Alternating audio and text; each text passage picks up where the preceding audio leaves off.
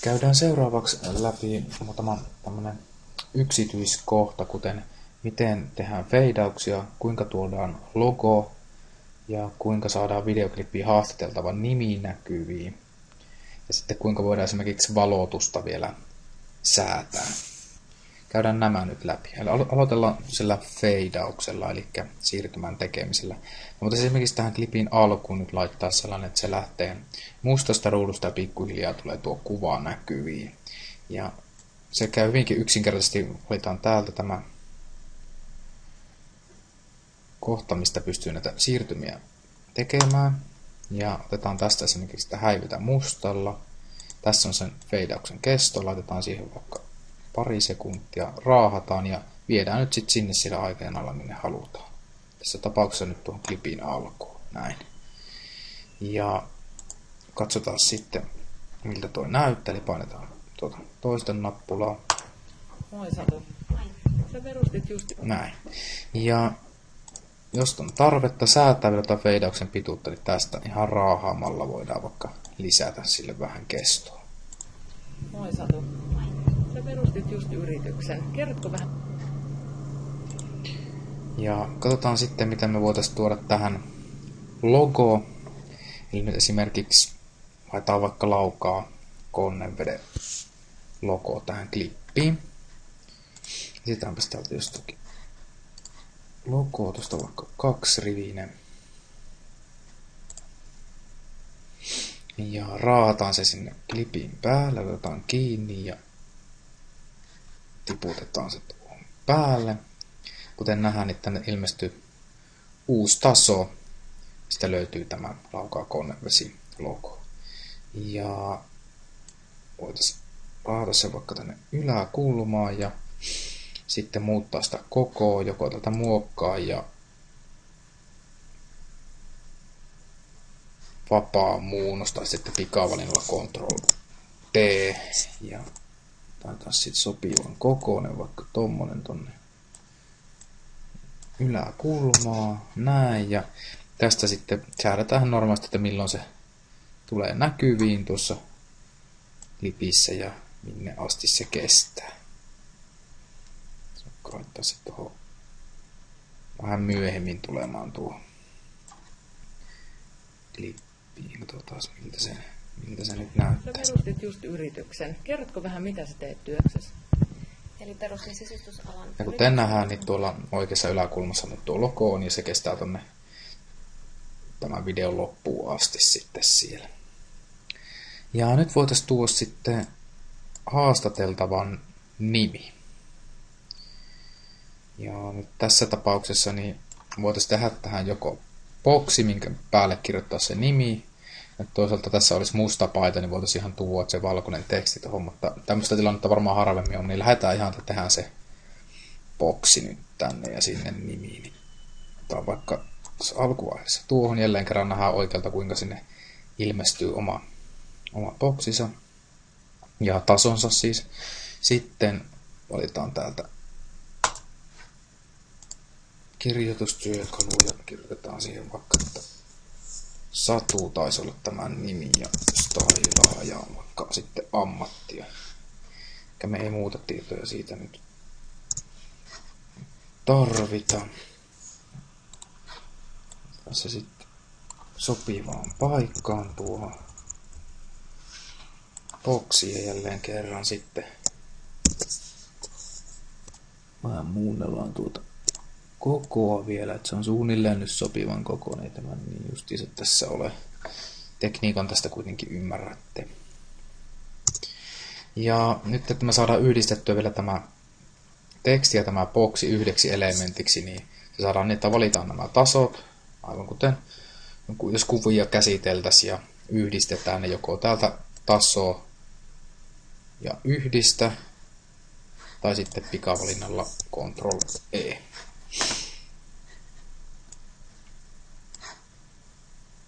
Meillä on täällä ylimääräinenkin taso, ei kun niin, jo tässä oli tämä logo, nimetäänpä se nyt, ymmärretään mitä on milläkin tasolla.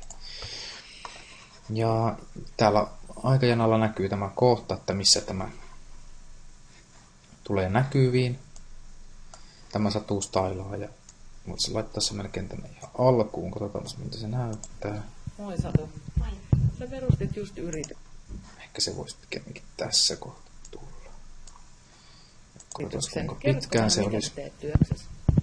Eli perustin sisustusalan yrityksen ja Vaikka tuon aikaa voisi se nimi olla, laitetaan vaikka, että logo tulee sitten sen jälkeen.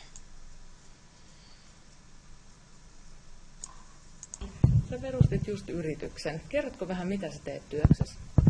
eli perustin sisustusalan yrityksen ja No niin, ja voisin tässä nyt vielä näyttää, jos haluaa tehdä tämmöisen pienen animaatio, eli tuo nimi tulisi vaikka tuolta kuvan alalaidasta, noussi tuohon omalle paikalleen ja myös häviäisi siitä sitten liukumalla tuonne alaspäin. Niin jos näytän sitten, miten se tehdään. Eli täältä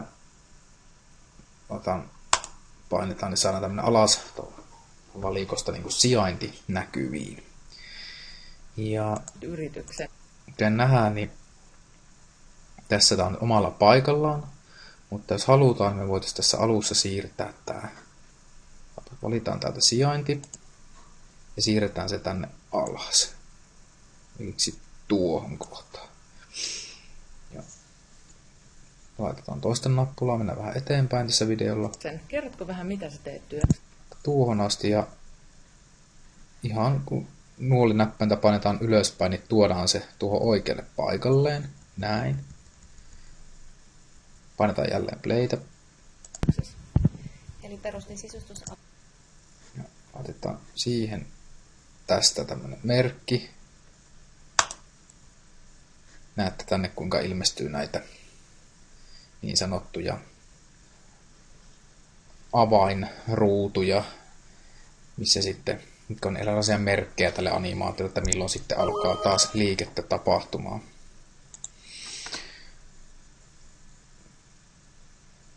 Painetaan tuosta vielä playtä. alan yrityksen Ja vaikka tuossa kohti se voisi sitten hävitä täältä ruudusta kokonaan. Näin.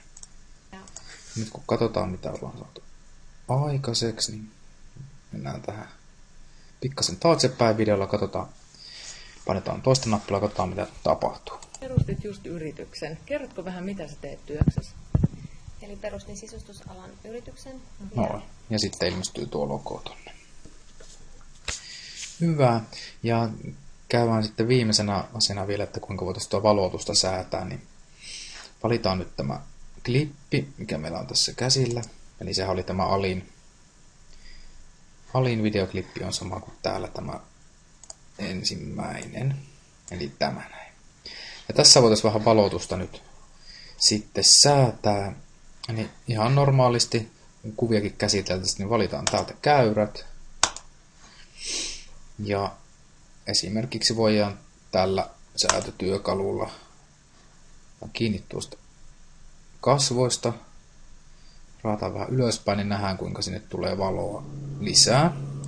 Ja kuten huomaatte, niin koko tämän klipin valaistus nousee samalla tavalla. Yleensähän tämä on ihan ok, mutta nyt tässä tapauksessa, kun täällä on kirkas ikkuna, niin voisi olla niin, että säädetään tätä valoa lisää ainoastaan kasvoihin, mutta ei tänne muualle klippiin.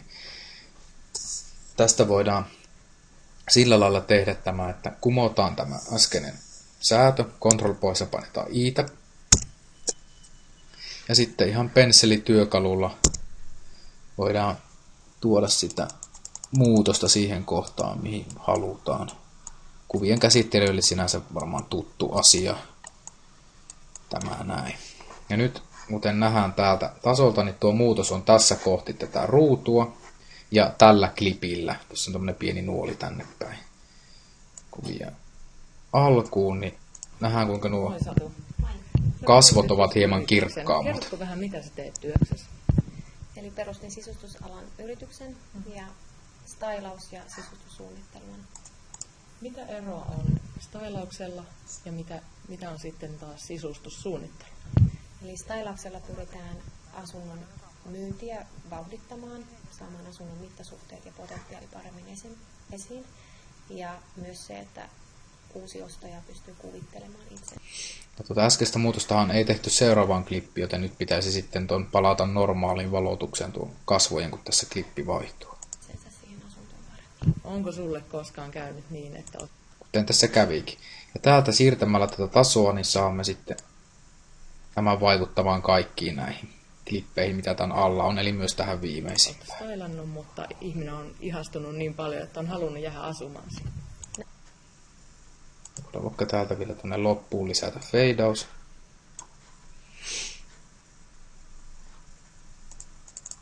Lyhennetään se hieman lyhyen mittaiseksi, vaikka tuollaiseksi. Näinkin on käynyt. Noin. Moi Satu.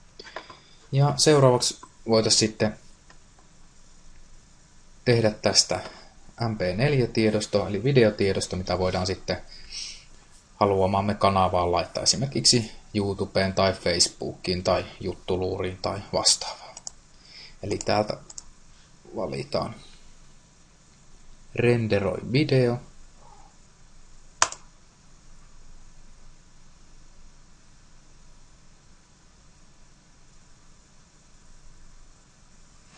Nimetään tämä vaikka testivideoksi. Valitaan kansio täältä vaikka Masa Akatemia ja muuten määritykset on ihan ok. Sitten odotellaan, että video valmistuu.